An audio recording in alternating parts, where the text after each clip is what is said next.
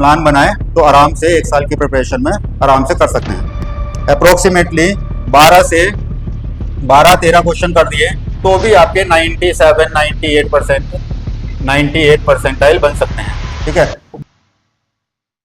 तो ना जैसे जो बच्चे अभी 12th अपीयरिंग हैं, 12th में आए हैं इस साल और 11th में थोड़ा सा सीरियस नहीं थे जेई के लिए, तो उन लोगों को परेशान होने की ऐसे इतने ज़्यादा ज़रूरत नहीं है। आप अगर सिस्टमेटिकली प्लान बनाएं तो आराम से 1 साल की प्रिपरेशन में आराम से कर सकते हैं। ठीक है, तो अब आपने करना क्या है, जैसे 12th के तो देखो टॉपिक तो आपने सारे अच्छे से तैयार करने हैं, लेकिन कुछ टॉपिक अपने ऐसे स्ट्रोंग करने हैं कि जो 12th सिलेबस से क्वेश्चन आए तो वो आपका होना ही चाहिए। कुछ टॉपिक को तो इतना स्ट्रोंग कर लेना है। ठीक, जैसे मान लो और कुछ जो टाइम रहेगा आपके पास ना, जैसे आपका जनरली नवंबर तक सिलेबस मैक्सिमम कंप्लीट का हो जाता है सब लोगों का। ठीक, तो अगर आपको दिसंबर और कुछ टाइम जनवरी का, तो कुछ टॉपिक आपने 11th के रिवाइज कर लेने हैं, या कुछ आपको बीच बीच में जैसे टाइम मिलता है, इनकेस हॉलीडे रहता है तो उस समय भी थोड़ा सा अगर मेहनत करोगे तो 11th का एक एक टॉपिक करके रिवाइज कर सकते हो। एक सिस्टमेटिक प्लान बनाओगे तो आराम से जेई निकालना इतना मतलब टिपिकल काम नहीं है। ठीक है, मैथ्स में अगर नॉर्मली आप ये मान के चलो, हम ये नहीं कहते कि हाँ भाई बहुत सारे क्वेश्चन आपने करने हैं, भाई आपने अगर लिमिटेड टॉपिक भी कर लेते हो, ठीक, तो उससे भी आपके अच्छे परसेंटाइल आ सकते हैं, मे बी 97 98 99 तक भी पहुंच सकते हैं। ठीक, अगर आपने मैथ्स में तो जनरली ऐसा रहता है कि अगर आपने अप्रोक्सीमेटली 12 13 क्वेश्चन कर दिए तो भी आपके 98 परसेंटाइल बन सकते हैं। ठीक है, बाकी थोड़ा सा शिफ्ट पे डिपेंड रहता है, और अगर आपने मान लो 15 15 16 क्वेश्चन कर देते हैं तो हो सकता है आपके 99 परसेंटाइल ही बन जाए। ठीक है, तो आप टारगेट रखो, अगर मान लो ऐसे घबराने वाली बात नहीं है, कोशिश करोगे तो यहाँ तक भी पहुंच सकते हो, यहाँ तक तो पहुंच ही जाओगे आराम से। तो कुछ टॉपिक हैं जैसे 12th में सेलेक्टेड से, अगर आप उन पर फोकस करोगे और कुछ 11th का पार्ट अच्छे से तैयार कर लोगे तो इतनी घबराने वाली बात नहीं है, आराम से हो जाता है।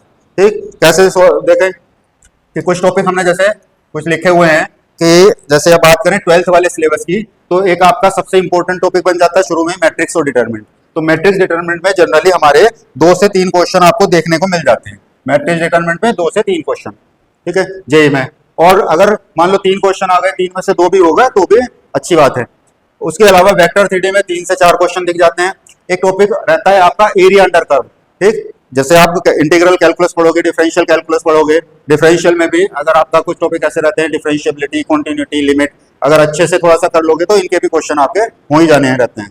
अगर अदरवाइज जैसे एरिया अंडर कर्व आपका रहता है, ठीक, आप इनडेफिनिट इंटीग्रल पढ़ोगे, डेफिनिट इंटीग्रल पढ़ोगे, उनमें कई बार होता है कि हाँ भाई बच्चे को वहां पर स्ट्राइक नहीं किया, तो घबराने वाली बात नहीं है। लेकिन एरिया अंडर कर्व का जो क्वेश्चन आता है जनरली वो बहुत ज्यादा टिपिकल नहीं होता, क्योंकि उसमें आपका लिमिटेड सा पार्ट है। ग्राफ आपके स्ट्रॉन्ग हो जाने चाहिए, बस ग्राफ आपने अच्छे से प्रिपेयर करने हैं जो आप फंक्शन में पढ़ोगे। ठीक, तो एरिया अंडर कर्व कर लोगे। डिफरेंशियल इक्वेशन में क्योंकि लिमिटेड से कंसेप्ट है, बहुत ज्यादा डीप नहीं है, बहुत ज्यादा मैनिपुलेटिव नहीं है, ठीक, लिमिटेड से कंसेप्ट पे क्वेश्चन आता है, तो इसको डिफरेंशियल इक्वेशन को एक अच्छे से स्ट्रॉन्ग कर लोगे।